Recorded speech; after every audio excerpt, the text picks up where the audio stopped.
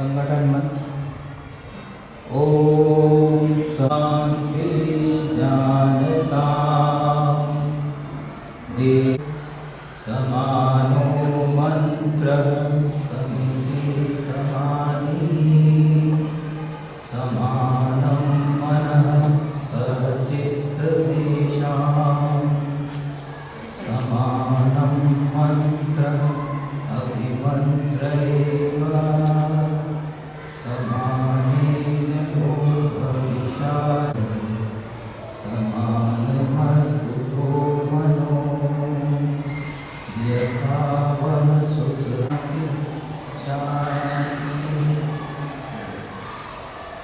આજના કાર્યક્રમમાં મારી સાથે મંચ ઉપર ઉપસ્થિત આદરણીય શ્રી કુંડારિયા સાહેબ, તુષારભાઈ, સભાગૃહમાં ઉપસ્થિત વિભિન્ન મહાવિદ્યાલયોમાંથી આવેલા વિદ્યાર્થી ભાઈ બહેનો તથા અહીંયા એક વર્ગ ચાલે છે, એ વર્ગમાં ભાગ લેવા માટે આવેલા સૌ પ્રતિભાગી ભાઈ બહેનો. આ વર્ગનું આયોજન પુનરુત્થાન વિદ્યાપીઠના મોરબી કેન્દ્ર તરફથી થયું છે. આ એક વિશેષ પ્રકારનો વર્ગ છે. આ વર્ગમાં જે મહાવિદ્યાલયના યુવક યુવતીઓ આવ્યા છે એમણે કદાચ આવા પ્રકારના વર્ગની વાત પહેલાં કદી સાંભળી પણ નહીં હોય અને કલ્પના પણ નહીં કરી હોય.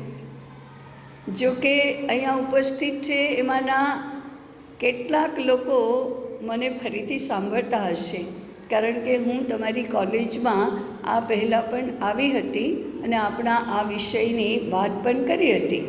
પરંતુ શક્ય છે કે કેટલાક વિદ્યાર્થીઓ પહેલી વખત આવતા હશે, એટલે થોડું આપણે આ વિદ્યાપીઠ વિશે, આ એના કાર્યક્રમ વિશે અને આ વર્ગના વિષય વિશે વિચારીએ. પુનરુત્થાન વિદ્યાપીઠ એ એક યુનિવર્સિટી છે, પણ આપણે જે યુનિવર્સિટીની કોલેજમાં ભણીએ છીએ અથવા આપણી આસપાસ જે પ્રકારના વિદ્યાલયો એટલે કે કોલેજીસ અને યુનિવર્સિટીઝ આપણે જોઈએ છીએ એ પ્રકારની આ યુનિવર્સિટી નથી. આ યુનિવર્સિટી એટલે કે પુનરુત્થાન વિદ્યાપીઠ દેશભરમાં ભારતીય શિક્ષણની પુનઃપ્રતિષ્ઠા થાય એટલા માટે જે કંઈ કરવું પડે તે કરવા માટે છે. એટલે સમજો કોલેજ નહીં ચાલતી હોય, વિદ્યાલયો પણ નહીં ચાલતા હોય, પરંતુ એવી બધી શૈક્ષણિક પ્રવૃત્તિઓ ચાલે છે જે દેશના શિક્ષણનો પ્રશ્ન હલ કરી શકે. શિક્ષણ ક્ષેત્રમાં રહેલી સમસ્યાઓ અને આજના શિક્ષણના પરિણામે જન્મતી સમાજ જીવનની સમસ્યાઓ, સંસ્કૃતિના ક્ષેત્રમાં સર્જાતી સમસ્યાઓ, એ બધી સમસ્યાઓને દૂર કરવા માટેનું જો કોઈ મુખ્ય માધ્યમ હોય, સૌથી વધારે પ્રભાવી માધ્યમ હોય તો એ શિક્ષણ છે. અને એટલા માટે શિક્ષણમાં આમૂલ પરિવર્તન થવું જોઈએ એવું પુનરુત્થાન વિદ્યાપીઠ માને છે. એને વ્યવહારમાં કેવી રીતે લાવવું, તો એના માર્ગો એ છે કે પહેલી વાત, શિક્ષણ એ જીવન વિકાસ માટે છે. શિક્ષણ માત્ર અર્થાર્જન માટે નથી. શિક્ષણ માત્ર ડિગ્રી પ્રાપ્ત કરવા માટે નથી. શિક્ષણ માત્ર કરિયર બનાવવા માટે નથી હોતું. શિક્ષણનો સંબંધ આપણા જીવન સાથે છે. જીવન એટલે જન્મથી લઈને મૃત્યુ સુધીનું આપણું જે જીવન છે એ જીવન આપણે ઉત્તરોત્તર સારું કેવી રીતે બનાવીએ, શ્રેષ્ઠ કેવી રીતે બનાવીએ, આપણા બધા ગુણોનું પ્રગટીકરણ કેવી રીતે થાય અને એ ગુણોનો ઉપયોગ, એ ગુણોનો સદુપયોગ આપણે પોતાને માટે અને આપણો જેની તેની સાથે સંબંધ છે એ બધાના ભલા માટે કેવી રીતે થાય, એ શિક્ષણનો ઉદ્દેશ્ય છે.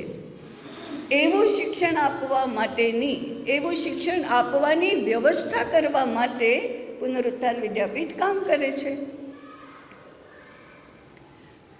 એમાંનું એક પાસું છે જે આજના વર્ગ સાથે સંબંધિત છે, એ કે શિક્ષણ માત્ર શાળા કોલેજોમાં મળતું નથી. શાળા કોલેજોમાં મળે છે એ વાત સાચી, પરંતુ એના કરતાં પણ વધારે ઉપયોગી, એના કરતાં વધારે પ્રભાવી, એના કરતાં વધારે વ્યાપક એવું શિક્ષણ સૌથી પહેલું કુટુંબમાં મળે છે. શરૂઆત તો શિક્ષણની કુટુંબથી થાય, કારણ કે આપણા જીવનની શરૂઆત પણ કુટુંબથી થાય છે. આપણો જન્મ કુટુંબમાં થાય છે. આપણે જીવનનો મોટા ભાગનો સમય કુટુંબમાં જ રહીએ છીએ. એને કહેવાય ઘર.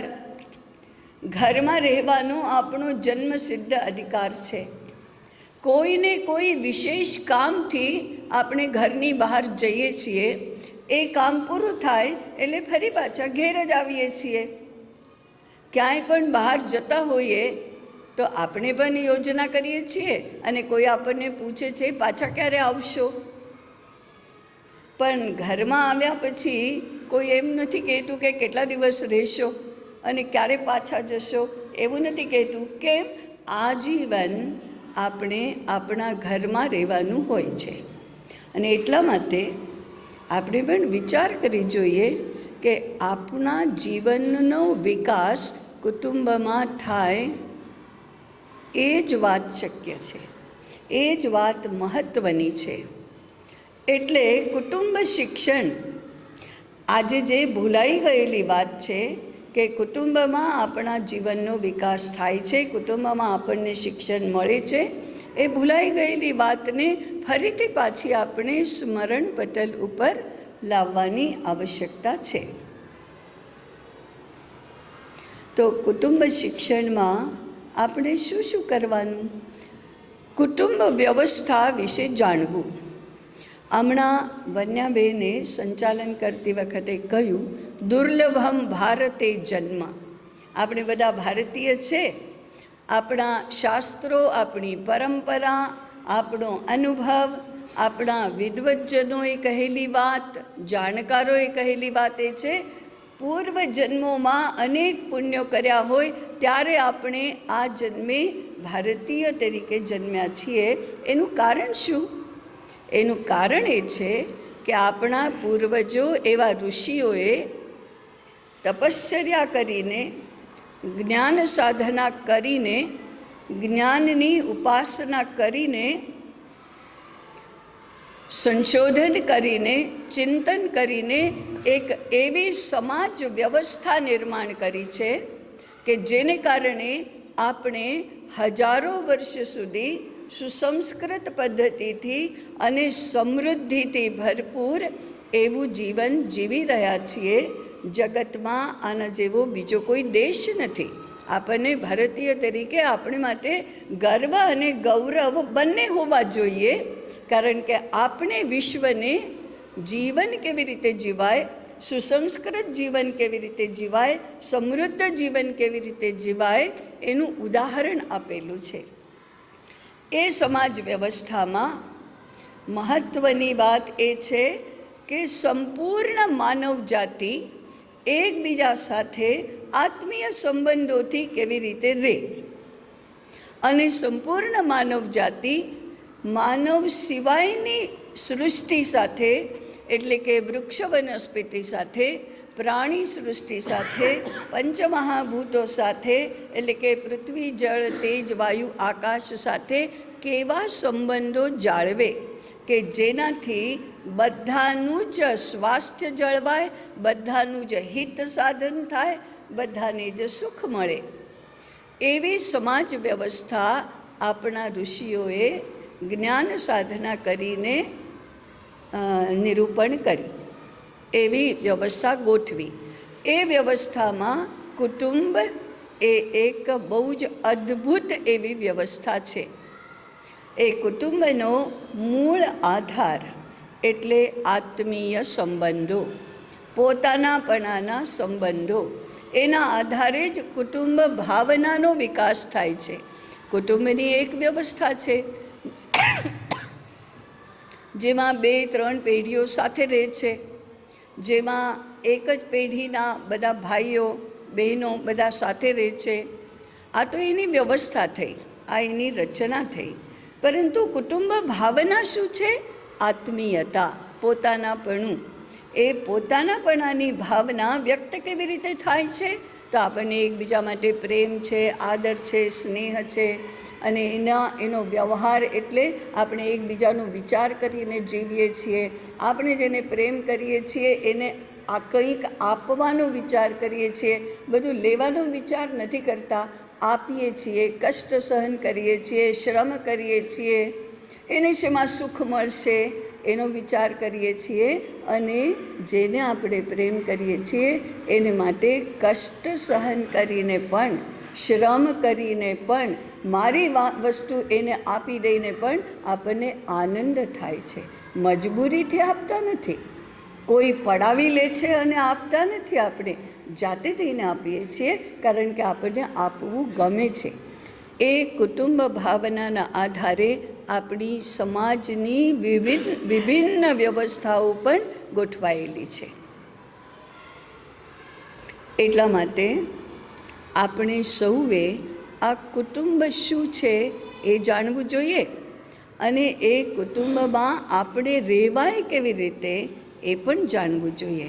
આપણે કુટુંબના થઈને રહ્યા અને કુટુંબ પાસેથી આપણા જીવન વિકાસ માટે આવશ્યક એવું બધું પ્રાપ્ત કર્યું, એ ઉત્તમ જીવન પદ્ધતિ છે. આજે દુર્ભાગ્યે આપણે આમાંનું કશું જાણતા નથી, આપણને કોઈએ કશું કહ્યું નથી. આપણે સમાજશાસ્ત્ર ભણીએ છીએ પણ આવું બધું ભણવામાં આવતું નથી. અને સાચું કહીએ તો ભણવાનું આપણે એટલી બધી પાછળ પડી ગયું છે કે આપણને સમય પણ નથી, કોઈને જ સમય નથી આના વિશે કરવાનો. એટલે પુનરુત્થાન વિદ્યાપીઠે નક્કી કર્યું કે કુટુંબ શિક્ષણ નામનો એક મહત્ત્વનો વિષય શરૂ કરો. એ કુટુંબ શિક્ષણના ભાગરૂપે આપણો આજનો વર્ગ છે. આજના વર્ગનું શીર્ષક શું છે? વર વધુ ચયન અને વિવાહ સંસ્કાર. આપણા જીવનમાં વિવાહ એ એક અત્યંત મહત્ત્વનો એવો સંસ્કાર છે. પણ એને સંસ્કાર કયો એટલે શું છે? તો પછી એ બધાયને વિવાહ તો કરવાનું જ છે. કેમ? કુટુંબ બને છે કેવી રીતે? તો કુટુંબનું કેન્દ્ર બિંદુ પતિ અને પત્ની છે. પતિ અને પત્ની મૂળમાં એક સ્ત્રી અને પુરુષ છે, પણ પ્રત્યેક સ્ત્રી અને પ્રત્યેક પુરુષ જ્યાં સુધી વિવાહ નથી થતો ત્યાં સુધી સ્ત્રી અને પુરુષ હોય છે. વિવાહ થયા કે સ્ત્રી પત્ની બને છે અને પુરુષ પતિ બને છે. હા, એ સ્ત્રી પણ રહે છે, પુરુષ પણ રહે છે, છતાં એ સ્ત્રી ઉપરાંત પત્ની છે, પુરુષ ઉપરાંત પતિ છે. એનાથી આગળ વધો એટલે પતિ અને પત્ની એ 2 જણાના વ્યક્તિગત સંબંધો છે. પરંતુ એથી આગળ વધો એટલે એ ગૃહસ્થ અને ગૃહિણી બને છે. એ જ સ્ત્રી પત્ની પણ છે, ગૃહિણી પણ છે. એ જ પુરુષ, એ જ યુવક પતિ પણ છે અને ગૃહસ્થ પણ છે. એનાથી આગળ વધો એટલે એ જ સ્ત્રી પત્ની બન્યા પછી, ગૃહિણી બન્યા પછી માતા બને છે, પુરુષ પતિ બન્યા પછી, ગૃહસ્થ બન્યા પછી પિતા બને છે. અને સ્ત્રી અને પુરુષ પતિ અને પત્ની બનીને, ગૃહસ્થ અને ગૃહિણી બનીને, માતા અને પિતા બનીને કઈ બાબત સિદ્ધ કરે છે? નવી પેઢીની શરૂઆત થાય છે. પતિ પત્ની જ્યારે માતા અને પિતા બને છે તો એમને ત્યાં બાળકનો જન્મ થાય છે અને નવી પેઢીની શરૂઆત થાય છે. આપણો જન્મ થયો ત્યારે પણ આપણા કુટુંબમાં નવી પેઢીની શરૂઆત થઈ હતી. આપણે ત્યાં બાળકનો જન્મ થયો એટલે હજી એક નવી પેઢીને આપણે જન્મ આપ્યો. એમ કુટુંબમાં વંશ પરંપરા બને છે. આપણી સંસ્કૃતિમાં વંશ પરંપરાનું અત્યંત મહત્ત્વ છે, કારણ કે વંશ પરંપરાથી મનુષ્યને મળેલી અનેક સિદ્ધિઓ, મનુષ્યને મળેલી અનેક પ્રકારની સંપત્તિ પરાપૂર્વથી આગળ વધે છે. મને મારા માતા પિતા પાસેથી મળ્યું, મારા માતા પિતાને એમના માતા પિતા પાસેથી, એમના માતા પિતા પાસેથી, એમ વંશ પરંપરાથી કુટુંબમાં જે સંસ્કાર પ્રાપ્ત થયા, જે સંસ્કૃતિ પ્રાપ્ત થઈ, જે આચાર પદ્ધતિ પ્રાપ્ત થઈ, જે જીવનશૈલી પ્રાપ્ત થઈ, જે પ્રકારની જીવન દૃષ્ટિ મળી, એ બીજી પેઢીને આપવાનું આપણે કામ કરીએ છીએ. આ બધું શક્ય ક્યાં બને છે? આ બધું કુટુંબમાં જ શક્ય બને છે. અને આ શક્ય બને એટલા માટે વિવાહ સંસ્કારની રચના થઈ છે. સંસ્કાર એટલે શું? કોઈ પણ વસ્તુ, કોઈ પણ વ્યક્તિ, કોઈ પણ વ્યક્તિત્વ, એમાંથી દોષોને દૂર કરવા અને ગુણોનું સંવર્ધન કરવું, ગુણો આરોપિત કરવા, કોઈ પણ પદાર્થને શુદ્ધ કરવો અને એનામાં વધારાના ગુણોનું આરોપણ કરવું, એને સંસ્કાર કહેવાય છે. સંસ્કાર એક વિધિ પણ છે, સંસ્કાર એક કર્મકાંડ પણ છે અને સંસ્કાર એક પ્રક્રિયા પણ છે, જેનાથી આપણે શુદ્ધ થઈએ છીએ અને આપણામાં રહેલા દોષો દૂર થઈને ગુણોનું આરોપણ થાય છે. તો ઘણા બધા લોકોને ધ્યાનમાં હશે કે આપણી પરંપરામાં 16 સંસ્કારોનું વર્ણન કરવામાં આવ્યું છે. એટલે કે જન્મથી લઈને, જન્મ પહેલાંથી લઈને મૃત્યુ સુધી, ઇવન મૃત્યુ પછી જુદા જુદા પ્રકારના સંસ્કાર થાય છે. જુદા જુદા ગ્રંથોમાં જુદી જુદી સંખ્યામાં સંસ્કારોનું વર્ણન કરેલું છે. ક્યાંક 24 સંસ્કાર છે, ક્યાંક 18 સંસ્કાર છે, ક્યાંક 40 જેટલા સંસ્કાર છે, પરંતુ એક પરંપરામાં સર્વસામાન્ય રીતે 16 સંસ્કારોને રૂઢ કરવામાં આવ્યા છે.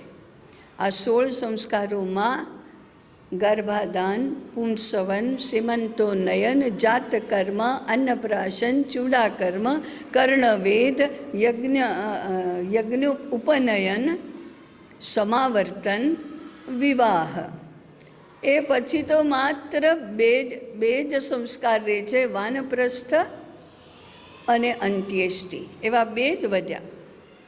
આ જુદા જુદા બધા સંસ્કારો દરેક અવસ્થામાં, જન્મ પછી આપણા આયુષ્યના દરેક તબક્કામાં કેવી કેવી શુદ્ધિની આવશ્યકતા છે, કેવા કેવા દોષો દૂર કરવાની આવશ્યકતા છે, એનો વિચાર કરીને કરવામાં આવ્યા છે, નક્કી કરવામાં આવ્યા છે. એ બધા સંસ્કારોમાં સૌથી વધારે મહત્ત્વનું હોય તો વિવાહ સંસ્કાર છે. કારણ કે વિવાહ સંસ્કારથી પેઢી આગળ વધવાની શક્યતા નિર્માણ થાય છે. એ વિવાહ સંસ્કારનું આપણે ત્યાં અત્યંત મહત્ત્વ ગણવામાં આવ્યું છે. તો પછી કઈ કઈ બાબતોનું એમાં ધ્યાન રાખવું જોઈએ? વિવાહ અંગે જુદા જુદા દેશોમાં, જુદા જુદા રાષ્ટ્રોમાં, જુદી જુદી સંસ્કૃતિઓમાં જુદી જુદી કલ્પના કરવામાં આવી છે.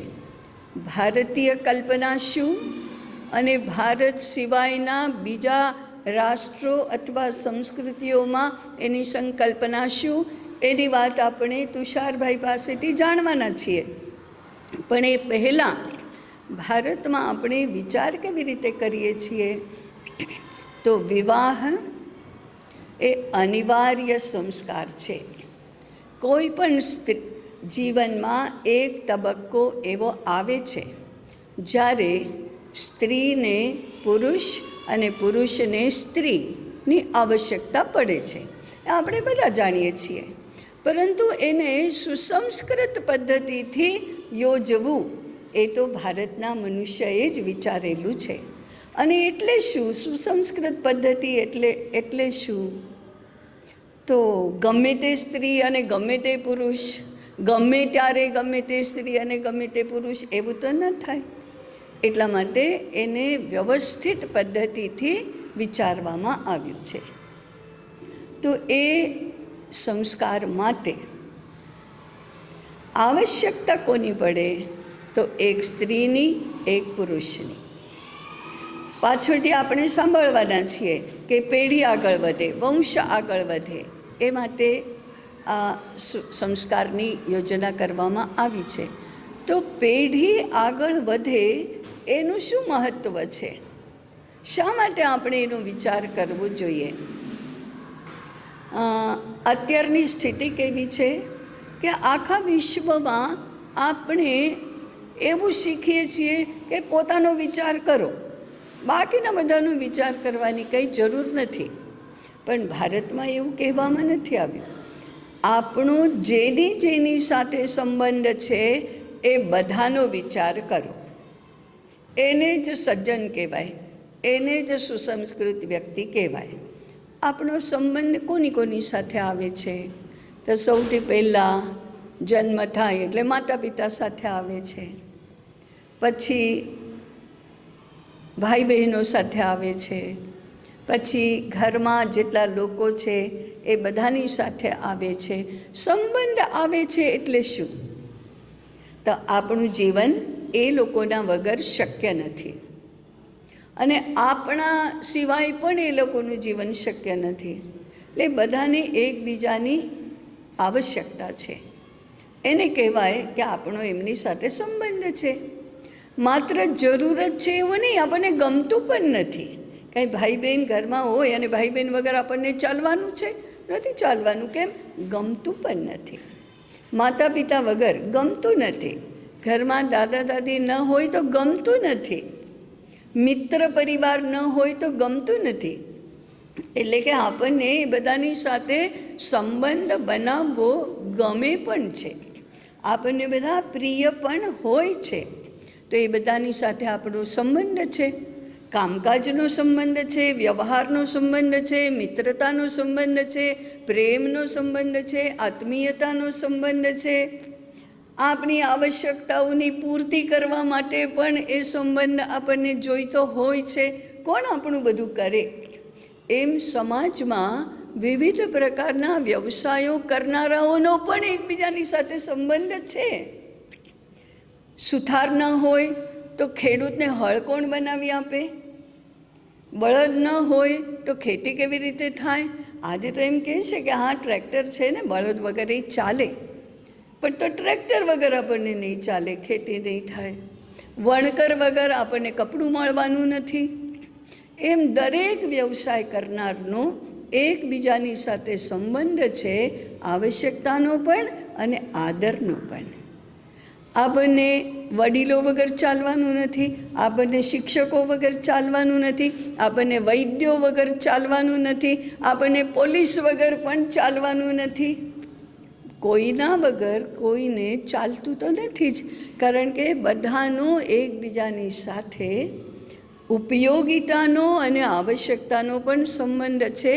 અને એમાંથી મૈત્રી નિર્માણ થાય છે, એમાંથી આદર નિર્માણ થાય છે, એમાંથી સ્નેહ અને વાત્સલ્ય પણ નિર્માણ થાય છે, એમાંથી આત્મીયતા નિર્માણ થાય છે. અને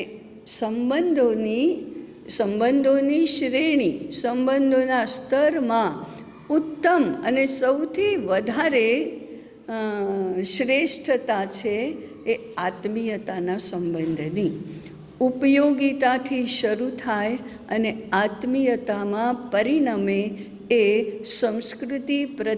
સંસ્કૃતિના પથે આપણે આગળ વધીએ છીએ એમ કહેવાય. ગરજમાંથી તો નિર્માણ થયો, આવશ્યકતામાંથી આપણે એકબીજાની સાથે સંબંધમાં આવ્યા, પણ પછી ધીમે ધીમે કરતાં સજ્જનતાના સ્તરે વધતા આપણે બધાની સાથે આત્મીય સંબંધથી જોડાયા. સંસ્કાર એનું કામ કરે છે, સંસ્કાર એને માટે હોય છે. તો પછી આ જે આખી સમાજ રચના છે એ આત્મીયતાના સંબંધોના આધારે બને એ માટે વિવાહ સંસ્કારને અનેક પ્રકારે સમજાવવામાં આવ્યો છે કે વિવાહ એટલે માત્ર સ્ત્રી અને પુરુષ સાથે રહે અને કામ સંબંધ બાંધે એટલું જ નથી. વિવાહથી એકબીજાથી અપરિચિત એવા સ્ત્રી અને પુરુષ એક સાથે આવે અને પછી એકબીજાના બને છે. પોતાના રહેતા નથી. જ્યાં સુધી વિવાહ નથી થયો ત્યાં સુધી એ પોતે જ છે, એકલા છે. પણ જેવો વિવાહ થયો કે બે મળીને એક બને છે, એ એનું રહસ્ય છે. બે મળીને એક, એ બહુ જ મોટી સાધના છે, એ બહુ જ મોટો વિકાસનો એક ક્રમ છે. એવા આપણે બની શકીએ છીએ કે નથી બની શકતા, એ આપણે આપણી જાતની પરીક્ષા કરવા માટે પૂછવાનો પ્રશ્ન છે કે આપણે એવું કરી શકીએ છીએ ખરા? મારું ને તારું સહિયારું એવું તો હવે ન ચાલે. મારું પણ તમારું ને તમારું તો તમારું છે જ, મારું પણ તમારું. આ બંને વાક્યોમાં બહુ જ મોટો ફેર છે. સ્વાર્થી સંબંધો કહે છે મારું તો મારું જ, પણ તારામાંય મારો ભાગ. અને પ્રેમના સંબંધો કહે છે તારું તો તારું જ, પણ મારું એ પણ તારું જ. આવું આપણે કરી શકીએ ખરા? તો એને સંસ્કારી બનવું કહેવાય, એને પતિ પત્ની બનવું કહેવાય કે આપણે એવું કરી શકીએ છીએ. તો એ કરવા માટેનું સાધન એ વિવાહ છે. એ કરવા માટેનું સાધન એ વિવાહ છે, એવા બનવા માટેનું સાધન વિવાહ છે. અને એટલા માટે થઈને આપણી વિવાહની વિધિ પણ કરવામાં આવી છે, નક્કી કરવામાં આવી છે. એટલે આપણી પાસે અપેક્ષા છે કે આપણને એ વિવાહની વિધિના મંત્રોની પણ જાણ હોય. અત્યારે કેવી સ્થિતિ છે? મંત્રો કોણ બોલે? ગોર મહારાજ. શું બોલે? એ બોલવું એ બોલે. ગોર મહારાજને ખબર ન હોય કે આપણે શું બોલીએ છીએ, આપણને તો તથા જ ન હોય કે શું બોલે છે. અને પછી આજના જલ્દી કરો ને, અને બધું ધ્યાન ક્યાં હોય? રિસેપ્શનમાં.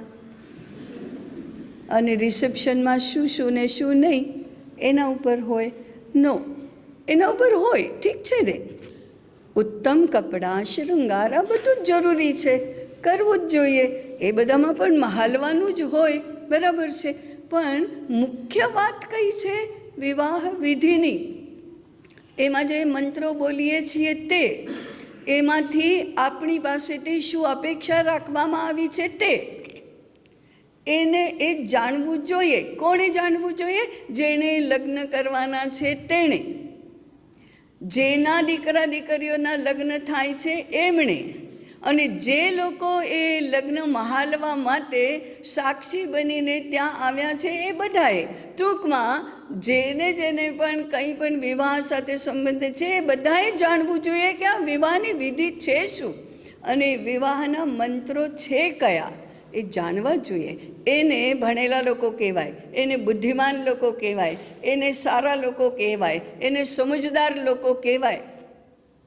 આપણે આપણી જાતને જ પૂછે કે આપણે એવા સમજદાર છીએ ને? આપણે એવા સજ્જન, સારા, સંસ્કારી, ભણેલા છીએ ને? તો આ સમાજની, આ સંસ્કૃતિની આપણા બધા પાસેથી અપેક્ષા છે કે આપણે એ બધું સુસંસ્કૃત પદ્ધતિથી કરીએ. એકાદ બે ઉદાહરણ જ આપું કે આપણને થોડી થોડી તો ખબર છે કે લગ્ન કેવી રીતે થાય છે. તો લગ્ન માટે થઈને વર સાસરાના આંગણે આવે છે અને એ માગે છે કે મને તમારી દીકરી આપો. હવે એ પોતે નથી માગતો, કારણ કે એની પાછળ એના માતા પિતા છે, એના ઘરના વડીલો છે, એ બધા મળીને એ માગે છે તમારી દીકરી મને આપો. ત્યારે એ આંગણે આવેલાને કન્યાના પિતા કહે છે, એની પાસે પ્રતિજ્ઞા કરાવે છે. એને આપણી વિધિમાં કહેવાય છે વર પ્રતિજ્ઞા. એ પ્રતિજ્ઞા શું છે? વર પ્રતિજ્ઞા લે છે, ધર્મે ચ અર્થે ચ કામે ચ નાતિ ચરામી. ધર્મ, અર્થ અને કામ એ ત્રણેય પુરુષાર્થોના વ્યવહારમાં હું અતિચાર નહીં કરું. અતિચાર એટલે આની માન મર્યાદા જાળવી. આવી પ્રતિજ્ઞા જ્યારે એ કરે છે ત્યારે પછી કન્યાના પિતા એને પોતાના ઘરમાં પ્રવેશ કરવા દે છે. ખબર છે કે આવું હોય છે, પરણનારે આવી પ્રતિજ્ઞા લેવી પડે છે. અને પછી એનું પાલન કર્યું કે નહીં એ જોવા માટેની વ્યવસ્થા પણ બંને ઘરોમાં અને આખા સમાજમાં હોય છે. એને કહેવાય સુસંસ્કૃત લોકોના વિવાહ. એવો વિવાહ કરવા માટે વ્યક્તિગત રીતે આપણે બધાએ સજ્જ થવું જોઈએ, વ્યક્તિગત રીતે આપણે બધાએ યોગ્ય થવું જોઈએ. એટલે વિવાહ માટે યોગ્ય થવું એ અત્યંત આવશ્યક છે. વિવાહ માટે યોગ્ય થવા માટે વ્યક્તિગત સાધના પણ કરવી પડે છે અને પારિવારિક સાધના પણ કરવી પડે છે. હજી એક આજે થોડો ખબર નથી એવો, એટલે ખબર નથી એટલે આપણે જેના વિશે વિચાર નથી કરતા એવી એક વાત છે. કન્યા માટે વરની પસંદગી કરવાની હોય ત્યારે શું શું વિચારવામાં આવે? કન્યાને સાસરે જવાનું છે, બીજા ઘેર જવાનું છે, એટલે શું જોવામાં આવે? બે બાબતો જોવામાં આવે. એક છે વર અને બીજું છે ઘર. ઘર કેવું છે અને વર કેવો છે, બંને જોવામાં આવે. જો આ બંને ઉત્તમ હોય તો કંઈ સંદેહ નથી, શંકા નથી. પણ બેમાંથી એક નબળું હોય ને બીજું સબળું હોય, એટલે ઘર ઉત્તમ છે પણ વર જરા કાચો પાકો છે, તો શું કરવું? અને બીજી સ્થિતિ છે વર ઉત્તમ છે પણ ઘર જરા આમ તેમ છે, તો શું કરવું? આજનો સામાન્ય વિચાર એમ કહે છે, અરે આપણે તો વર સાથે લેવા દેવા છે ને, જીવવાનું કોની સાથે છે? વરની સાથે. ઘર ગમે તેવું હશે તો ઓછું નબળું હશે તો ચાલશે, જુદા રહેશે, બીજે ક્યાંક રહેવા જશે. પોતાનું તો છે ને, આપણી છોકરીને આપણો જમાઈ તો સારી રીતે રાખશે ને, એવો વિચાર કરવામાં આવે છે. આપણી પરંપરા કહે છે ઘર જ જોવું જોઈએ, વર કાચો પાકો હોય તો ચાલશે. હવે આ તો હજમ ન થાય એવી વાત છે. એ આવું કેવી રીતે હોતું હશે? આપણે કંઈ થોડું ઘરના લોકોની સાથે રહેવાનું છે, આપણે તો વર સાથે રહેવાનું છે, તો વર જ સારો હોવો જોઈએ. નહીં, કુળ પરંપરા, વંશ પરંપરા, સમાજ સ્થિતિ, આવનારી પેઢીઓની સ્થિતિ, એ બધુંય જોતાં ઘર વધારે મહત્ત્વનું છે, વર બીજા નંબરે આવે. હવે આ જરા પચાવવું અઘરું પડે આપણને, પણ આ માત્ર વર માટે નથી. આ વર માટે કન્યા શોધવાની હોય તો પણ એ જ છે કે એનું પણ ઘર જોવાય, ખાલી કન્યા ન જોવાય, ઘર જ જોવાય. હવે કેમ? વ્યક્તિ કરતાં કુટુંબનું મહત્ત્વ વધારે છે. એના પણ આપણે ત્યાં વૈજ્ઞાનિક કારણો છે. શું વૈજ્ઞાનિક કારણો છે? તો વિવાહ શા માટે કરવાના? તો આપણે આગળ પેઢી ચાલુ રાખી શકીએ, વંશ ચાલુ રાખી શકીએ એટલા માટે. વંશ શા માટે ચાલુ રાખવો જોઈએ? તો આપણા પૂર્વજોનું, પિતૃઓનું ઋણ ચૂકવવા માટે ચાલુ રાખવો જોઈએ, માટે વંશ ચાલુ રાખવો જોઈએ. એ વંશ ચાલુ રહે એટલા માટે વિવાહ કરવાનો હોય. તો એને વૈજ્ઞાનિક કારણ શું કે આપણે ઘરને મહત્ત્વ આપો અને કન્યાને કે વરને બીજા નંબરે ગણો. કારણ શું? આપણે ત્યાં આપણા કુળમાં જે બાળકનો જન્મ થાય એનામાં પિતાની 14 પેઢીઓ અને માતાની 5 પેઢીઓનો વારસો એટલે એના સંસ્કાર ઉતરી આવે છે. 14 પેઢીઓ ગણવી હોય તો ઘર જ સારું હોવું જોઈએ ને. 5 પેઢીઓ ગણવી હોય તો ઘર જ સારું હોવું જોઈએ. વ્યક્તિના આધારે આ થતું નથી, કુળના આધારે થાય છે. તમે બધાએ નરસિંહ મહેતાનું બહુ જ પ્રસિદ્ધ એવું ભજન છે, વૈષ્ણવજન તો તેને રે કહીએ. એનું છેલ્લું વાક્ય છે, છેલ્લી પંક્તિ છે, ભણે નરસૈયો એનું દર્શન કરતા કુળ 71 તાર્યા રે. કોના દર્શન કરતા? સાચા વૈષ્ણવના દર્શન કરીએ તો એટલું પવિત્ર છે કે 70 કુળ 71 કુળ આપણા તરી જાય એટલી એની પવિત્રતા છે. 71 કુળ ક્યાંથી આવ્યા? જ્યાં ગણતરી કરો. નરસિંહ મહેતાએ શું એમને 71 કુળ કહી દીધા? ના. પિતાની 14 પેઢીમાં કુળ તો એક જ હોય છે, એટલે પિતાનું તો કુળ એક જ, પણ માતાની 14 પેઢીમાં 5 કુળો આવે. આપણે કહ્યું ને 5 પેઢીના સંસ્કાર આવે છે. તો 14 પેઢીઓમાં દરેક પેઢીમાં માતાના તો 5 કુળો છે, એટલે 70 કુળ માતાના છે અને 1 કુળ પિતાનું છે.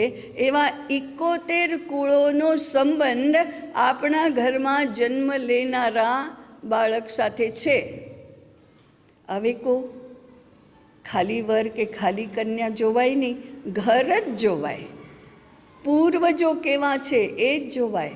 અને એટલા માટે આપણી સંસ્કૃતિમાં દરેક યુવક યુવતીનું શીલ સાચવવાની અત્યંત જરૂરિયાત કહેવામાં આવી છે. ચારિત્ર્ય કહીએ છીએ આપણે. એ ચારિત્ર્ય એટલા માટે કે આખી વંશ પરંપરા ઉપર એનો પ્રભાવ થાય છે. ગમે તેવી રીતે વ્યવહાર કરવો અને આપણે એમ કહીએ શું થઈ ગયું, મારી જિંદગી છે, શું કામ મારા મનમાં આવે એ ન કરું? કોણ કહેનારું છે મને? મારી પાસે પૈસા છે, મારી પાસે બુદ્ધિ છે, મારી પાસે બધું છે, હું શું કરવા કોઈનો વિચાર કરું? અરે 71 કુળોનો તમારી સાથે સંબંધ છે. એમને નથી આવ્યા આ પૃથ્વી ઉપર, એમને નથી આવ્યા આપણે. તો પછી એ 71 કુળે તમારું વ્યક્તિત્વ ઘડવામાં પોતાનો ફાળો આપ્યો છે. એનું સ્મરણ ન રાખે એને તો કંઈ સારા વ્યક્તિ કહેવાય નહીં. એટલા માટે આપણને કહેવામાં આવે છે કે ઉત્તમ માતા પિતા બનો. ઉત્તમ માતા પિતા બનવા માટે ઉત્તમ પતિ પત્ની બનો, અને ઉત્તમ પતિ પત્ની બનવા માટે ઉત્તમ સ્ત્રી પુરુષ બનો. સ્ત્રીત્વનું રક્ષણ કરો, પુરુષત્વનું રક્ષણ કરો, સ્ત્રીત્વના ગુણોની વૃદ્ધિ કરો, પુરુષત્વના ગુણોની વૃદ્ધિ કરો. શ્રેષ્ઠ પુરુષ અને શ્રેષ્ઠ સ્ત્રી પોતાના 71 કુળોને તારે છે, પોતાના 71 કુળોનું માન અને પ્રતિષ્ઠા વધારે છે. અને એ તો વધારવી જ જોઈએ. આપણને ગમે પણ ખરું, ન ગમે એવું પણ નહીં, આપણને ગમે પણ ખરું, પણ એને માટે જાળવવું જોઈએ સ્ત્રીત્વ, પુરુષત્વ, આપણું શીલ આપણું ચારિત્ર્ય એ બધું જાળવવું જોઈએ. જાળવવા માટે જો સાધના કરવી પડતી હોય તો કરવી, એ પણ મજા જ છે ને.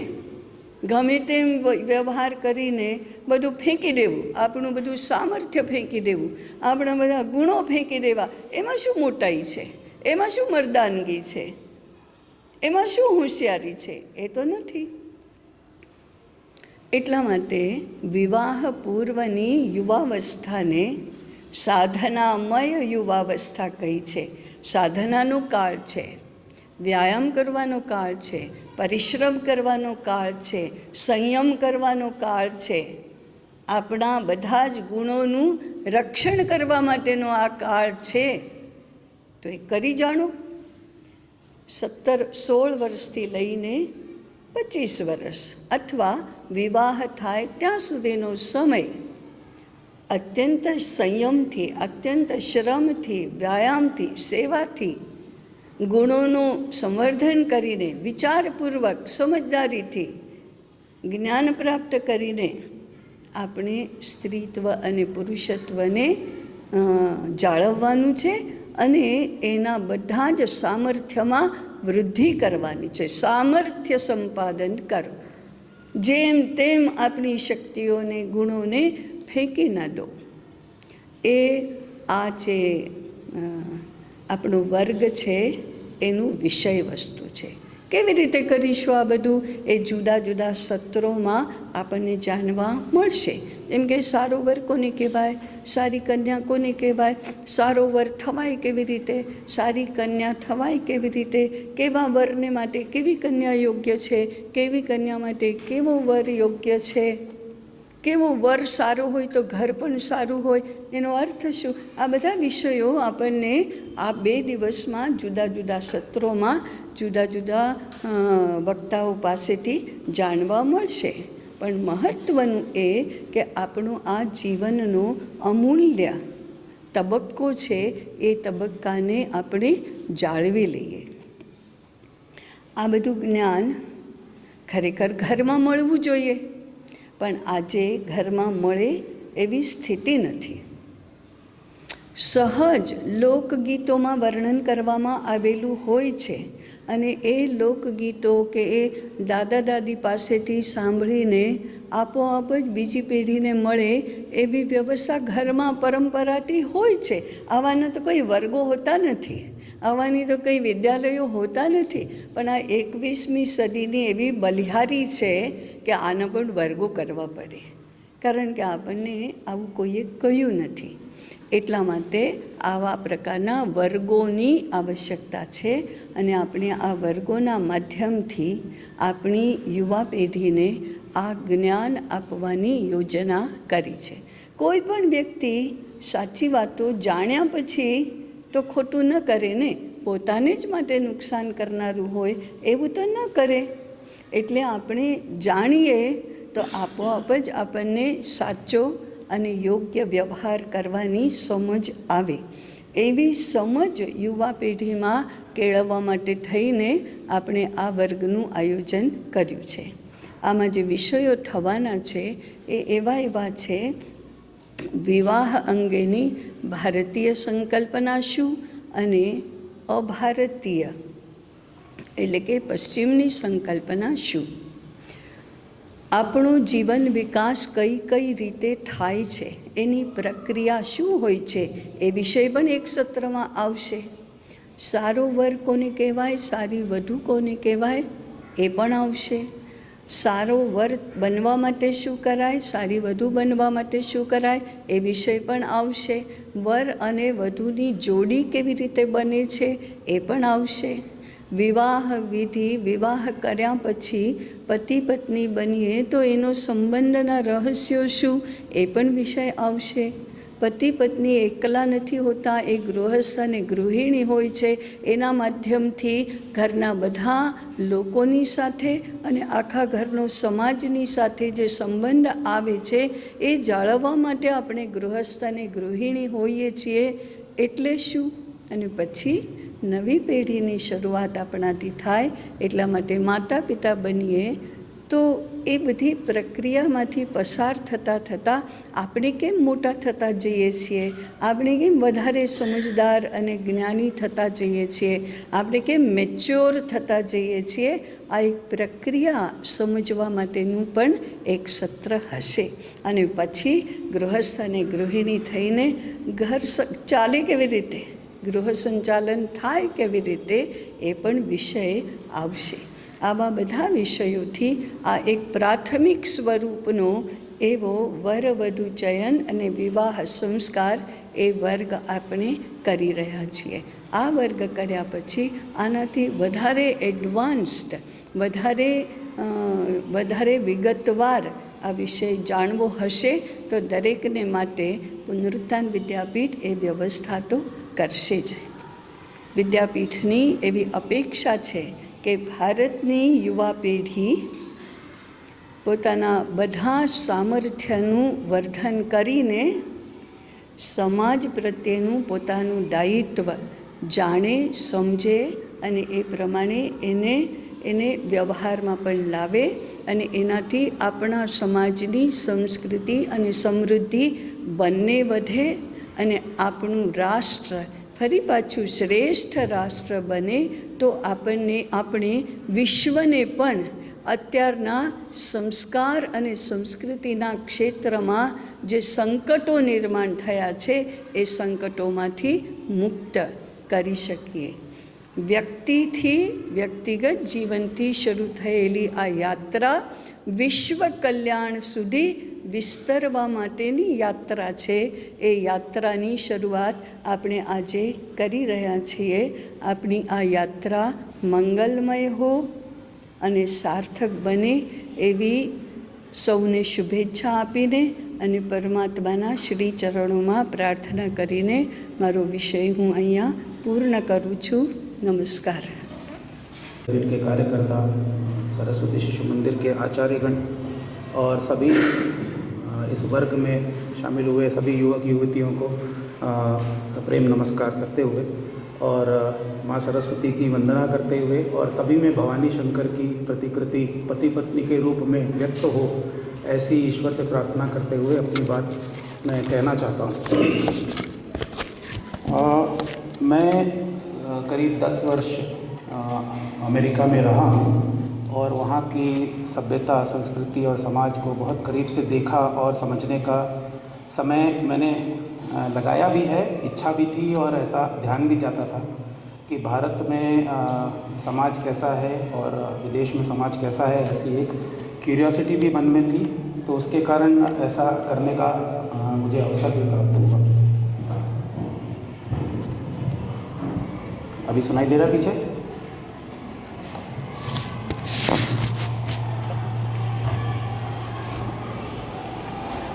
तो आदरणीय ताई ने विवाह की संकल्पना, भारतीय विवाह की संकल्पना के बारे में तो हम सबके सामने बात रखी ही है, लेकिन हम आज एक ऐसे जगत में रह रहे हैं जहाँ पे भारत और विश्व आपस में गड्ढमड्ढ हो गया है. कहाँ भारत है, कहाँ विश्व है, कहाँ अमेरिका शुरू होता है, कहाँ अमेरिका ख़त्म होता है, हमको आज पता भी नहीं लगता.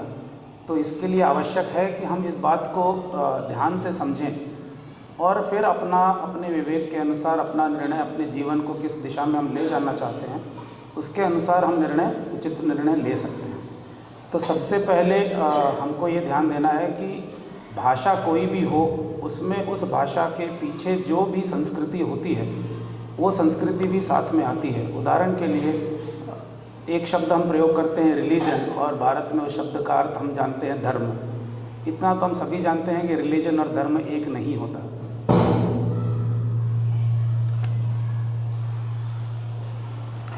उसी प्रकार से एक शब्द है विवाह, एक शब्द है मैरिज, एक शब्द है निकाह. हमने सभी ये सुना हुआ है. ये तीनों ही शब्द प्रयोग में तो एक समानार्थी रूप में प्रयोग होते हैं, लेकिन क्या वो एक ही हैं? क्योंकि वो अलग अलग भाषा से आए हैं, तो क्या हम उसको सही समझते हैं? अगर हम उसको सही समझेंगे तो हमें फिर उसका सही स्वरूप समझ में आएगा. जैसे कि मैरिज और निकाह, इसका इतिहास क्या है? पाश्चात्य में अब्राहमिक सभ्यता में, जो आज हम जिसको पाश्चात्य सभ्यता कहते हैं, उसमें उनकी शुरुआत कबीलों के रूप में हुई थी। क्योंकि उस जगह वहाँ पे उस देश में अगर आप जाएं और आप देखेंगे तो वहाँ रहना अत्यंत कठिन है। भारत जितना रहना आसान नहीं है। तो वो लोग कबीलों में रहते थे और कबीलों में रहते हुए जो भी प्राकृतिक प्रक्रियाएं हैं, वंश का पीढ़ी का निर्माण करना, उस प्रक्रिया से वो गुजरते थे। इस प्रक्रिया से उत्पन्न अगली पीढ़ी का संगोपन करना उनका मुख्य विषय नहीं था। किसी भी प्रकार से प्राणी जन्म देने के बाद में थोड़ा बहुत अपना कार्य करके अगली पीढ़ी को अपने भरोसे, नेचर के भरोसे छोड़ देते हैं। इस प्रकार से ही वहाँ पे कार्य चलता था और उसके कारण बहुत ही अव्यवस्था हुई। उनके समाज को व्यवस्थित करने में कठिनाई होने लगी। तो उन्होंने फिर इसको एक मैरिज रूप में व्यवस्था करने का प्रयास किया। भारत में वही व्यवस्था हमारे ऋषियों ने हमारी सभ्यता को हजारों वर्ष तक जीवित रखने के लिए विवाह संस्कार के रूप में उसका व्यवस्था की, विवाह संस्था के रूप में उसकी व्यवस्था की, कुटुंब संस्था के रूप में उसकी व्यवस्था की। लेकिन पश्चिम में वो मैरिज के रूप में उसकी व्यवस्था उन्होंने की। अब ये समझने की आवश्यकता है कि मैरिज का अर्थ क्या होता है। तो पश्चिम में मैरिज शब्द जो है वो एक पुरुष एक स्त्री साथ में समाज में रहें, इसके लिए एक करार रूप में मैरिज का या निकाह का संबंध बनता है।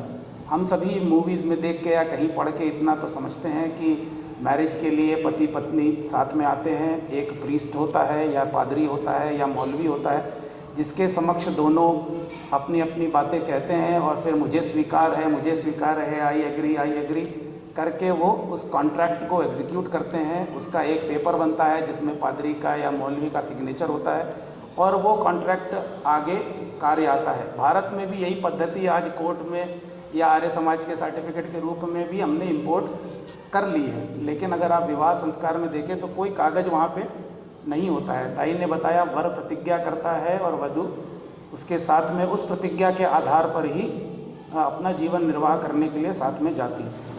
तो इस प्रकार से हम देखते हैं कि इसकी पूरी शुरुआत एक मैरिज की शुरुआत या निकाह की शुरुआत एक कॉन्ट्रैक्ट पे होती है, एक करार पे होती है। अब किसी भी कॉन्ट्रैक्ट में, हम सभी गुजरात में रहते हैं तो कॉन्ट्रैक्ट समझाने की आवश्यकता इतनी नहीं होती है, क्योंकि जीवन में अर्थार्जन के लेकर सबकी अवेयरनेस गुजरात में बहुत अच्छी ही रहती है, ऐसा मान के चलते हैं। तो किसी भी कॉन्ट्रैक्ट में दो व्यक्ति होते हैं या दो पार्टीज़ तो कम से कम होती हैं। और हम सभी जानते हैं कि हम जब भी कोई करार या एग्रीमेंट या कॉन्ट्रैक्ट करते हैं तो मेरा ज़्यादा से ज़्यादा प्राप्त हो मुझे और मुझे कम से कम देना पड़े, ये तो बड़ा साधारण सा अंडरस्टैंडिंग है। इसको समझने में कोई कठिनाई नहीं होती है। अब इमेजिन करिए कि मैरिज भी एक कॉन्ट्रैक्ट है। पति पत्नी घर में रहते हैं और पति सोच रहा है मुझे ज़्यादा से ज़्यादा मिल जाए और पत्नी सोच रही है मुझे भी ज़्यादा से ज़्यादा मिल जाए। तो बिज़नेस में कॉन्ट्रैक्ट में ही ऑलरेडी डिफ़िकल्टी इतनी होती है, उसमें अगर घर में भी ये कॉन्ट्रैक्ट एग्जीक्यूट होने लगे तो आप समझ सकते हैं कि कितनी परेशानियाँ होती हैं। आज हम जो भी शादियों का मैरिज रूप में रूपांतरण देख रहे हैं, विवाह का मैरिज रूप में रूपांतरण देख रहे हैं, उसका एक कारण ये कॉन्ट्रैक्ट माइंडसेट है। ये कॉन्ट्रैक्ट माइंडसेट कहाँ से आता है, इसका भी हमको ध्यान रखना चाहिए। हम भारतीय हैं, हमारी सभ्यता हमको ये सब चीज़ें समझने से रोकती है, क्योंकि हमें संस्कार की ही भाषा समझ में आती है। घर परिवार में हम उसी विचार से देखते हैं, इसलिए कई बार हम पाश्चात्य सभ्यता को या पाश्चात्य संस्कृति को सही अर्थों में समझ नहीं पाते हैं। या तो हम उनको कहते हैं वो बेकार है और उसको दूर रखते हैं, या हम वो बहुत अच्छा एक्सेप्ट कर लेते हैं। लेकिन सही तरीका तो ये है उसको जानने के बाद में हम निर्णय लें कि उसको हमको एक्सेप्ट करना है या रिजेक्ट करना है। तो मेरा यहाँ पे संदर्भ, पूरे व्याख्यान का संदर्भ आप क्या करते हैं ऐसा नहीं है, आपको बताना है और आपको अपने विवेक का प्रयोग करके उचित निर्णय ले सकें, इसकी मेरा प्रयत्न रहेगा। तो पश्चिमी सभ्यता जिसको हम जूडो क्रिश्चियनिटी कहते हैं या जूडो अब्राहमिक कहते हैं, इसमें इस्लाम, जूडाइज़म, क्रिश्चियनिटी और उसके सभी वेरिएशंस आते हैं। उन सब के पीछे आपको देखा होगा, आपने सुना होगा, कुरान है, ओल्ड टेस्टामेंट है, हदीस है, टेस्टामेंट्स हैं। ये सब क्या है? ईश्वर ने मनुष्य के साथ करार किया कि तुम ये 10 टेस्टामेंट्स का फॉलो करोगे, चोरी नहीं करना, दूसरों को मारना नहीं, इस प्रकार के सब टेस्टामेंट्स हैं, अच्छी बातें हैं। और इसके बदले में तुम अगर ये फॉलो करोगे तो इसके बदले में तुम्हें स्वर्ग प्राप्त होगा। तो ईश्वर और व्यक्ति का करार है कि ये धरती तुम्हारे एक्सप्लॉयटेशन के लिए, यूज़ के लिए बनी है, इसका तुम यूज़ करो, लेकिन इस तरीके से करो जिससे तुमको अंतिम दिन स्वर्ग प्राप्त होगा। तो इसमें 3 चीज़ें ऑटोमेटिक बिल्ट इन होती हैं। सबसे पहले करार, कोई भी संबंध का, अगर ईश्वर से ही संबंध आपका करार है तो आपका सभी संबंध करार में ही कन्वर्ट होंगे। अगर कोई सोशियोलॉजी के स्टूडेंट हैं तो सब जानते हैं कि marriage is a social contract, ऐसा ही सिखाया जाता है। तो सभी संबंध, आज के आप वेस्टर्न सोशियोलॉजी पढ़ें तो उसमें पहला ही मूल सूत्र है करार, कॉन्ट्रैक्ट। तो एक ये रिप्रेजेंटेशन है। दूसरा रिप्रेजेंटेशन है कि हर व्यक्ति एक है, अकेला है, उसका अपना जजमेंट। और तीसरा उसका संबंध है कि वो व्यक्ति अपने लिए खुद दायित्ववान है और वो पापी रूप में प्रस्तुत होता है। ये 3 बातें उनके विचारधारा में एकदम मूल में है। वो सभी विषयों में, सभी अवस्थाओं में, सभी रचनाओं में, सभी भावनाओं में रिफ्लेक्ट होती है। और मैरिज में कैसे रिफ्लेक्ट होती है, इसका एक उदाहरण तो हमने देखा कि वो कॉन्ट्रैक्ट रूप में दिखती है। दूसरा उदाहरण अगर आप देखें तो व्यक्ति रूप में वो कैसे मैरिज में वो आती है। मेरा विवाह होना है, किसी व्यक्ति का विवाह होना है, स्त्री या पुरुष का, उसके पहले मेरा एक नाम होगा, उसके पहले मेरा एक व्यवसाय होगा, मेरा बैंक अकाउंट होगा, मेरे कुछ मित्र होंगे, मंडली होगी, सगे संबंधी होंगे। विवाह के उपरांत भी वो वैसा ही रहता है। आज तो नाम भी नहीं बदलता, गांव भी नहीं बदलता, और अगर बदलना है तो दोनों का बदलता है, नहीं तो किसी का नहीं बदलता। पत्नी जिस नाम से पहले जानी जाती थी उस नाम से ही। वेस्ट में अगर आप देखेंगे तो मिस्टर पार्कर, उनके बेटे का नाम अगर डेविड है तो वो डेविड ही रहता है। वो पिताजी को मिस्टर पार्कर, या उसके पिताजी का नाम टिमोथी है तो वो टिमोथी ही बुलाते हैं अपने पिताजी को। तो उनके जीवन में व्यक्ति का नाम सबसे महत्वपूर्ण है। व्यक्ति के परिवार का नाम उनको मजबूरी में मिल गया है, जो उन्होंने भारत में भी परिवार का नाम दे दिया है, उन्होंने सरनेम जिसको कहते हैं। लेकिन उनके इसमें व्यक्ति का नाम ही सबसे महत्वपूर्ण है, क्योंकि व्यक्ति ही सर्वोपरि, समाज की कंस्ट्रक्शन की यूनिट ही व्यक्ति है। जबकि भारत में समाज के कंस्ट्रक्शन की यूनिट कुटुंब है। उदाहरण के लिए ये पारिक हैं तो वो मिस्टर पारिक रहते हैं, श्री पारिक।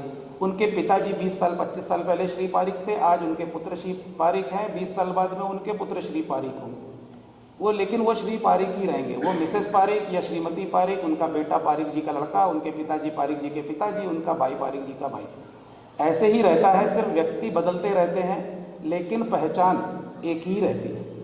किसी को भी उस पहचान में कोई कठिनाई नहीं होती। ये भारतीय विचार है। लेकिन पश्चिम में वो डेविड रहेगा, वो टिमोथी रहेगी, वो जैस्मिन रहेगी, वो जो भी उनका अपना अपना नाम है वो वैसे ही रहेंगे। विवाह के पश्चात भी वो उसी नाम से जाने जाएंगे। दूसरा, उनको क्योंकि जीवन के अंत में जजमेंट डे में अकेले ही खड़े होना है, तो वो अपने ही जीवन का, अपनी ही इच्छाओं का, अपने ही भोग का समाधान करने के लिए ही जीते हैं। जीवन का उद्देश्य ही उन 10 कमांडमेंट्स को फॉलो करते हुए अपने जीवन को सुधारना है, अपने पापों से मुक्त होना है। तो आप क्या करोगे? संबंध आपका तो मजबूरी में बना है, तो आप थोड़ा एडजस्ट करोगे, साथ में मिल के किसी तरह एडजस्टमेंट करोगे, नहीं तो कॉम्प्रोमाइज़ करोगे। ये शब्द बड़ा कॉमन है, टॉलरेट करोगे, टॉलरेंस, कॉम्प्रोमाइज़, ये शब्द वेस्ट में बड़े आसानी से प्रयोग होते हैं समाज में। अरे इनटॉलरेंस है, कॉम्प्रोमाइज़ नहीं करते हैं, आप एडजस्ट करते हैं। तो घर में कॉम्प्रोमाइज़ होता है, टॉलरेंस होता है, एडजस्टमेंट होता है। ये तो स्प्रिंग को दबाने जैसा है कि जब मौका मिलेगा, जब मुझे मौका मिलेगा तो मैं दिखा दूंगी या दिखा दूंगा। और ये आपको आज भारत में भी दिखाई देने लगा है। आज मुझे मजबूरी है तो मुझे दबना पड़ेगा, लेकिन कल जब मेरा समय आएगा तो मैं आपको वापस दिखाऊंगा, दिखाऊंगी। तो ये उनके इसमें इंडिविजुअलिटी, कॉन्ट्रैक्ट और एक जन्म, इसके तीन विचारों के मूल से मैरिज और मैरिज संस्था का, मैरिज कॉन्ट्रैक्ट का और मैरिज से जुड़े हुए सभी रचनाओं का पार्श्वभूमि ये है। अब भारत में भी ये पार्श्वभूमि धीरे धीरे, क्योंकि ब्रिटिशर्स हमारे यहाँ पे 100 साल से ज़्यादा रहे, और उसके पहले मुसलमानों का भी आक्रमण रहा ही है। तो हमारे समाज में पूरी तरह तो नहीं, लेकिन ऐसा 50-50, 60-60 कन्वीनियंस के हिसाब से एडजस्टमेंट करते हुए, हमने टॉलरेट करते हुए हमने भी उसको व्यवस्थित कर लिया। आज की डेट में किसी भी स्त्री से पूछें तो उसकी माता भी यही कहती है कि बेटा ध्यान रखना, तुम्हारी पढ़ाई तुम करोगी तो ही, अपना नौकरी ज़रूर करना, अपना पैसा अपने पास रखना, अपना बैंक अकाउंट किसी को मत बताना, अपना नाम अपने पासपोर्ट पे पहले ही लिखवा लेना, अपने मित्र मंडली अपनी ही होनी चाहिए। तो जब एक व्यक्ति अपना अपना अपना ही करेगा तो कभी वो दूसरों के साथ में एडजस्ट ही कर सकेगा। और मेरे हिसाब से नहीं होगा तो मैं जा रहा हूँ। जब कॉन्ट्रैक्ट बन सकता है तो कॉन्ट्रैक्ट टूट भी सकता है। इंक सूखने के पहले ही रीनिगोशिएट होता है, कहते हैं ना, वैसे ही मैरिज भी है। शादी के 6 महीने के अंतर्गत ही घटस्फोट कहते हैं या डाइवोर्स कहते हैं, इस प्रकार की व्यवस्था बन ही जाती है। उसका कारण यही है कि मैं अपने जीवन को जीना चाहती हूँ या चाहता हूँ, उसके लिए आपका सहयोग मैं ले रहा हूँ, आपका साथ ले रहा हूँ। थोड़ा बहुत आपको टॉलरेट तो मैं कर लूँगा, लेकिन ज़्यादा टॉलरेट तो नहीं होगा मुझसे, क्योंकि मेरे जीवन की ही उद्देश्य, मेरे जीवन को जीने का मेरा जो तरीका है उसमें ही आप अगर हस्तक्षेप करोगे तो मैं कैसे टॉलरेट करूँगा या करूँगी। तो जीवन का स्टार्ट ही है, दो अलग व्यक्ति साथ में आते हैं, थोड़ा बहुत एडजस्टमेंट करते हैं, लेकिन रहते दो अलग अलग हैं। दोनों का अपने मित्र, अपने उद्देश्य, अपना जीवन, अपना परिवार, अपने मित्र, अपना बैंक अकाउंट, अपने पैसे, सब कुछ अपना अपना रहता है। भारत में इसी संकल्पना को, जैसे आदरणीय ताई ने बोला कि दो होते हुए भी एक होते हैं, एक परिवार, एक किचन, एक अकाउंट, एक घर, एक पुत्र पुत्री, एक माता पिता, सब एक होते हैं, तभी उसको एकात्म संबंध स्थापित होता है। इसका उदाहरण हम बहुत अच्छे से समझ सकते हैं। जब भी पुत्र का जन्म होता है तो माता पिता अपने सारी सुख सुविधाएं छोड़ के उस पुत्र या पुत्री के लिए समय देते हैं, उसके संगोपन के लिए सारे कष्ट सहते हैं। वो क्यों सहते हैं? आप छोड़ दीजिए, जैसे वेस्ट में तो होता था कि पुत्र जन्म हुआ उसको कॉन्वेंट में छोड़ दिया या किसी के पास छोड़ दिया, क्योंकि वो तो एक्सीडेंटल है, हमारा कोई दायित्व तो उसमें बनता नहीं है। उस दायित्व को ही बनाने के लिए मैरिज कॉन्ट्रैक्ट का जन्म लिया था, तो उसके पहले तो वो छोड़ देते थे। तो भारत में तो संस्कार है, अगली पीढ़ी के निर्माण के लिए विवाह संस्कार का रचना हुई है। वेस्ट में अगली पीढ़ी को मैनेज करने के लिए मैरिज कॉन्ट्रैक्ट की जन्म हुआ है। तो अब आप देख सकते हैं आपका विवाह करने का या मैरिज करने का कारण क्या है। क्या आप अगली पीढ़ी का निर्माण करने के लिए, अगली पीढ़ी परंपराओं को आगे बढ़ाने के लिए आप विवाह कर रहे हैं, या मेरे साथ में मेरे जीवन जीने के लिए किसी का साथ चाहिए मुझे, क्योंकि नैसर्गिक आवश्यकताएं हैं, मनुष्य अकेले रहना नहीं चाहता, व्यक्ति एक रह के नहीं रह सकता, इसलिए उसको कोई साथ चाहिए। तो जो जो मिलता जाएगा, जब जब जिसके साथ में मुझे संबंध ठीक लगेंगे मैं उसके साथ में रहूँगी, नहीं तो संबंध बदलते रहेंगे। जिसको आज फ्लोटिंग रिलेशनशिप कहते हैं, लिव इन रिलेशनशिप के उसी का एक प्रकार है कि जिसके साथ में मुझे आज अच्छा लग रहा है, जो मेरे साथ में कंपैटिबल है, कंपैटिबिलिटी है, उसके साथ में मैं जितना समय मुझे उचित लगता है उतना समय में रहूँगी, कॉन्ट्रैक्ट रीनिगोशिएट करूँगी और आगे बढ़ जाऊँगी। ये दोनों ही तरीके विश्व में उपस्थित हैं। सभ्यताएं दोनों ही अलग अलग रूप में चल रही हैं। मनुष्य का व्यवहार, विचार सुखी रहने का है, इसलिए वेस्ट में भी ऐसा नहीं है कि सब व्यक्ति इस पद्धति से सुखी हैं। उसमें भी जो व्यक्ति अपने सुख का और अपने परिवार का विचार करते हैं, वो भी भारतीय रूप के परिवार का निर्माण कर ही लेते हैं। ये मेरा पर्सनल अनुभव भी है कि वहाँ पे भी 4-4 पीढ़ी कई घरों में साथ में रहती है। एक दूसरे के प्रति भावनाएं भारतीय भावना के समान ही हैं, लेकिन वो सब एक्सीडेंटल है, वो सब ईश्वरीय कृपा के कारण कुछ कुछ परिवारों में वहाँ पे है। लेकिन इतना तो हम समझ ही सकते हैं कि ये नैसर्गिक है, ये नेचुरल है। मनुष्य की अपनी मूलभूत आवश्यकताओं को ध्यान में रखते हुए ये रचना ही सबसे अच्छी रचना है। इसी से मनुष्य पीढ़ी दर पीढ़ी वंश का, परंपरा का सम्मान कर सकता है। सुखी जीवन अपना ही नहीं, अपने से एक पीढ़ी पहले का और आने वाली पीढ़ी का भी निर्माण, सुख जीवन का निर्माण कर सकता है।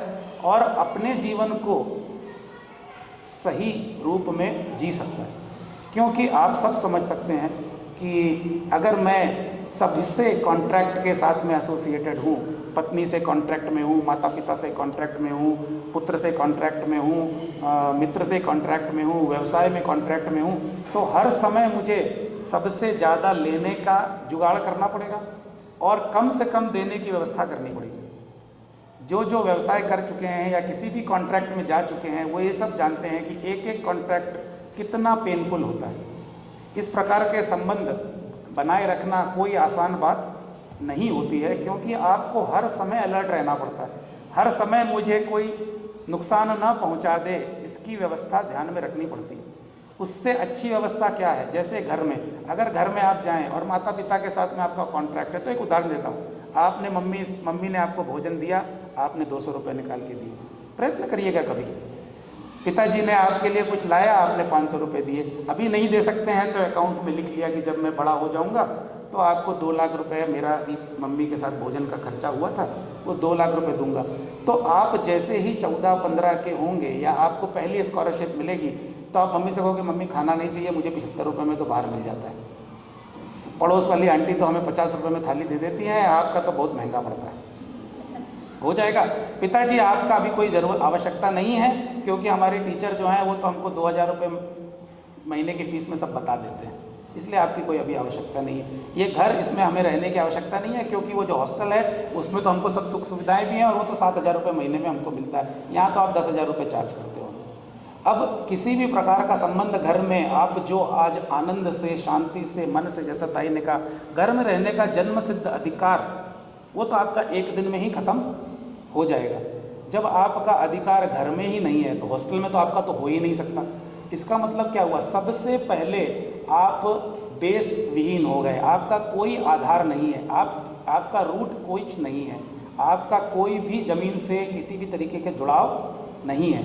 आप हमेशा हवा में तैर रहे हैं, क्योंकि हर जगह आपके कॉन्ट्रैक्ट हैं। आप जिस दिन भी उस कॉन्ट्रैक्ट को निभाने के सक्षम नहीं रहोगे, बीमार हो गए या मन खराब हो गया या गलत समय चल रहा है, ग्रह नक्षत्र ठीक नहीं है, शनि की दशा है, जो भी आप कह लें, आपके समय कुछ भी हुआ तो आपका कोई साथी नहीं होगा, क्योंकि सब आपसे लेने के लिए आपके साथ संबंध में है। जैसे आप विचार कीजिए सिर्फ इतना ही कि आपका बुरा वक्त आया तो सारे मित्र जो आपसे लेने के लिए होते हैं सब भाग जाते हैं। इसी प्रकार के आपके सारे संबंध हुए तो आप कैसा होगा?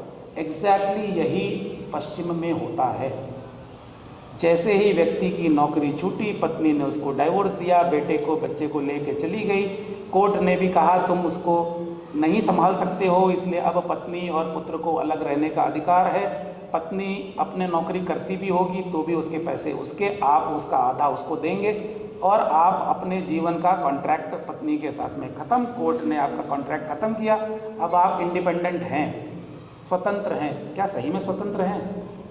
आपका जड़ काटने के बाद में पौधे को रास्ते में डाल दीजिए तो वो कह दे आप स्वतंत्र हैं, यहाँ फिर से अपनी जड़ बना लीजिए। क्या ऐसे जड़ बन सकती है? जड़ खोद के निकाल के उसकी जड़ काट के आप किसी भी पौधे को डाल दीजिए तो नहीं बनती है। पश्चिम में यही हो रहा है। इसके कारण हर व्यक्ति किसी दूसरे पर कॉन्ट्रैक्ट रूप में डिपेंडेंट है। शिशु संगोपन के लिए क्रश में, स्कूल के ऊपर, बाई के ऊपर, कोई मेड के ऊपर डिपेंडेंट है। भोजन के लिए ग्रोसरी स्टोर पे, रेस्टोरेंट पे डिपेंडेंट है। कहानी सुनाने के लिए यूट्यूब पर डिपेंडेंट है। भोजन खिलाने के लिए बाहर रेस्टोरेंट पे डिपेंडेंट है। खेल खिलाने के लिए क्लासेस चलती हैं, एकेडमीज़ हैं, उसके ऊपर डिपेंडेंट है। किसी भी प्रकार से व्यक्ति अपने काम खुद आत्मीयता से करने की सक्षमता खोता जा रहा है। इस प्रकार से आप हर एक में कॉन्ट्रैक्ट है। आप स्कूल भेजिए, स्कूल वाले आपसे ज़्यादा पैसा लेने का प्रयत्न कर रहे हैं और आप भी कम से कम देने का प्रयत्न कर रहे हो। शिक्षा तो रही साइड में, फीस कितनी दी जा रही है, सारा चर्चा उसी के ऊपर हो रही होती है। तो आपको ये ध्यान में रखना है कि भारतीय विचार और अभारतीय विचार कैसे हमारे जीवन में आ जाता है, इसका हमको ध्यान रखना है। दूसरा ये कि भारतीय विचार का अगर आप विचार करें, जैसे ताई ने बताया, मंत्रोच्चार और हवन विधि ये संस्कार के रूप में हमारे पास में आती है। संस्कार का अर्थ भी ताई ने बताया कि हमको शुद्ध करना, हमको अगले जीवन के अगले चरण के लिए तैयार करना, इसके संस्कार करने के लिए हमारे पास रहता है। तो और उसमें जितने भी व्यक्ति हैं सब उस संस्कार के पार्ट हैं। तो ये सामाजिक संस्कार होता है, विवाह समाज के लिए होता है, जबकि पश्चिम में मैरिज व्यक्ति के लिए होती है। तो ये एक बहुत बड़ा डिफरेंस हमको समझने की ज़रूरत है। एक और उदाहरण दूंगा मैं कि आज, और ये सभी जानते हैं कि विवाह के उपरांत घर तो एक रहता है, किचन तो एक रहता है, लेकिन मैं वेस्ट में देख सकता हूँ घर अलग अलग होते हैं पति पत्नी के। रहने के लिए वो किसी एक जगह साथ में रहते हैं, लेकिन घर उनके एक के नाम पे एक घर, दूसरे के नाम पे दूसरा घर। उनके बैंक अकाउंट अलग होते हैं जो एक दूसरे को पता नहीं है। वो एक कॉमन अकाउंट खोल के थोड़ा थोड़ा पैसा उसमें खर्च करने के लिए डालते हैं, जैसे कि हॉस्टल में 4 दोस्त साथ में रहते हैं वैसे। तीसरा, उनके मित्र अलग होते हैं, एक के दूसरे के मित्र साथ में नहीं होते। चौथा, उनके जीवन के उद्देश्य अलग होते हैं। पांचवा, पुत्र पुत्री भी हुए तो वो दोनों के खर्चे भी बांट के करते हैं, और 17-16 साल के होने तक उनको किसी तरह भगा दे जिससे हमारी जिम्मेदारी खत्म हो। सरकार द्वारा दिया हुआ दायित्व, चर्च द्वारा दिया हुआ दायित्व, इस रूप में ही निर्वाह जनरली होता है। मैं 60% की बात कर रहा हूँ, 40% तो वो मनुष्य हैं तो वो भी अपने पुत्र पुत्रियों का संगोपन तो अपने मन से करते ही हैं, लेकिन समाज में मानसिकता ये है कि जिम्मेदारी निपटाओ फिर अपना जीवन आनंद से बिताएंगे। और आज भारत में भी हम ये देख रहे हैं, रिटायरमेंट हो गया, शादी कर दी, अब हम घूमने जा रहे हैं, अब हम सब आनंद से रहेंगे। ये विवाह का एक आपको, मैरिज का एक आपको दिखेगा। इसी प्रकार से अगर हम ये देखें कि व्यक्ति का एक ही जीवन किस प्रकार से विवाह में या मैरिज में होता है। मेरा एक ही जीवन है, ये ही शरीर मुझे मैं हूँ। आत्मा तो आती जाती रहती है, लेकिन यही शरीर मैं हूँ। इसके लिए उसको दफनाते हैं और ये उम्मीद करते हैं कि क़यामत के दिन या at the day of final judgement इस शरीर के ऊपर ही निर्णय लिया जाएगा कि आप हेवन में जाओगे या हेल में, आप दोज़ख में जाओगे या जन्नत में जाओगे। तो वो शरीर है, आत्मा उसके अंदर रेजिडेंट है, शरीर मुख्य है। अब शरीर मुख्य है तो सारी रचनाएं, सारी व्यवस्थाएं, सारे क्रियाकलाप, गतिविधि इस शरीर को सुख देने के लिए होंगी। अब अगर दो व्यक्ति मैरिज कॉन्ट्रैक्ट में साथ में हैं और दोनों ही अपने शरीर की टेक केयर करने में लगे हैं, उसको सुख देने में लगे हैं, तो क्या होगा उसकी ज़्यादा एक्सप्लेनेशन की आवश्यकता नहीं। उसका रिज़ल्ट हम ज़रूर देख सकते हैं कि आज मेरा शरीर सुंदर होना चाहिए, मैं गर्भधारण नहीं करूंगी क्योंकि मेरे शरीर बिगड़ जाएगा, इसलिए मैं अभी तो मेरा आयु घूमने फिरने की, मज़ा करने की है, इसलिए 27, 28, 29, 30, 31, 32, 35 वर्ष तक मुझे मातृत्व प्राप्त नहीं करना है। इस डायरेक्शन में बातें जा रही हैं। विवाह अभी 30, 32, अभी तो हमारी खेलने की उम्र है, इसलिए विवाह की उम्र भी 30 के ऊपर जाना शुरू हो चुकी है। अब इस शरीर को ही सुख देना है, विवाह कर भी लिया तो भी इस शारीरिक सुख के लिए पुत्र जन्म टाल देते हैं, या पुत्र जन्म हो भी गया तो उसको किसी के हवाले करके खुद अपना आनंद में, अपना व्यवसाय, अपनी नौकरी में ही ज़्यादा समय व्यतीत होता है। आज हम देख सकते हैं जो व्यापारीगण हैं वो 14-14 घंटे व्यापार में रहते हैं। आज उसका परिणाम देखिए, घरों में पिताजी के पास समय नहीं है, माताजी अपने मित्र, अपना अकाउंट, अपने पैसे खर्च करने के लिए अपनी सहेलियों, अपने व्यवसाय में भी बिजी हैं। घर में पुत्र पुत्री के पास में या तो कोई 5वीं पास या 4थी पास कोई मेड है, या दादा दादी जो भी पहले माता पिता थे अब वो अपने जीवन सुख से जीना चाहते हैं, इसलिए उनके भरोसे छोड़ के जा रहे हैं।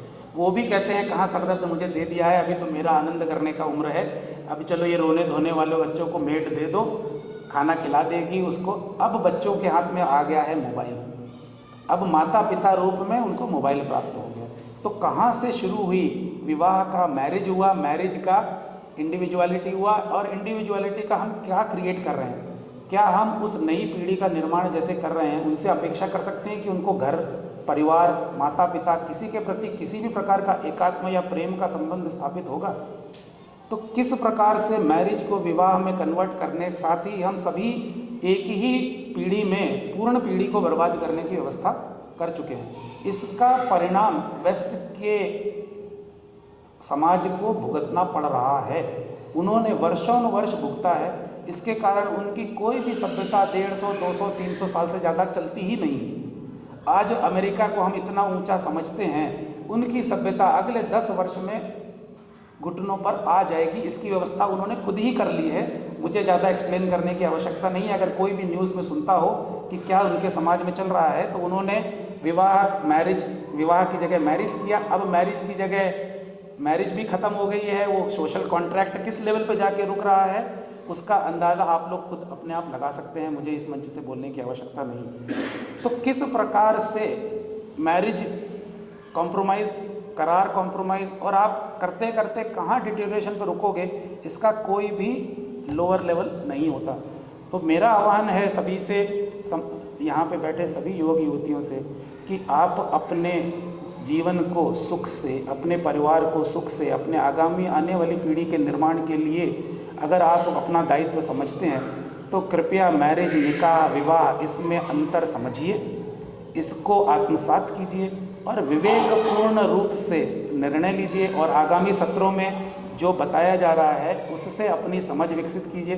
क्योंकि समाज में, विद्यालयों में, घरों में विवाह का अर्थ आज मैरिज ही हो गया है।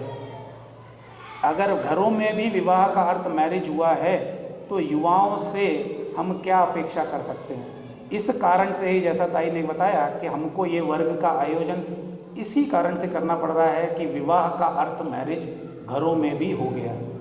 तो ये बात मैं फिर से आह्वान करते हुए कहता हूँ कि कृपया मैरिज करना चाहते हैं या निकाह करना चाहते हैं तो अच्छी तरह से सोच लें। अपने जीवन को आगे, युवाओं को 6 महीने से अधिक नहीं दिखता है, लेकिन मेरा आह्वान है कि अपने कम से कम 5 से 10 वर्ष आगे के जीवन का विचार करें।